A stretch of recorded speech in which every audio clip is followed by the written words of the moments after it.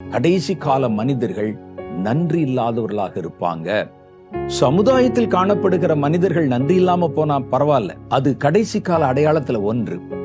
ஆனா தேவனை அறிந்து கர்த்தருக்கு ஊழியம் செய்கிற அல்லது விசுவாசிக்கிற, சபைக்கு போகிற, ஞானஸ்நானம் பெற்ற கர்த்தருடைய பிள்ளைகள் கூட நன்றி அறிதல் இல்லாதவர்களாக இருப்பதுதான் கடைசி காலத்தில் நம்ம பார்க்கிற ஒரு பயங்கரம். இவர் யாருக்கு சொல்றாரு பாருங்க, பொது வெளியில போய் பேசல. பொதுவா இருக்கிற வெவ்வேறு மதங்களை சார்ந்தவங்களா இருந்தாங்க அந்த நாட்கள்ல. நன்றி உள்ளவர்களா இருங்கள் சொல்லல, சபையாருக்கு சொல்லுகிற. நீங்க நன்றி மறந்து போக வாய்ப்பு வரும். கடைசி நாட்கள்ல நன்றி அறிவில்லாதவர்கள் நம்ம நடுவுலையும் சபை நடுவுலையும் வருவதற்கு வாய்ப்பு இருக்கிறது. நீங்கள் நன்றி உள்ளவர்களாக இருங்கள்.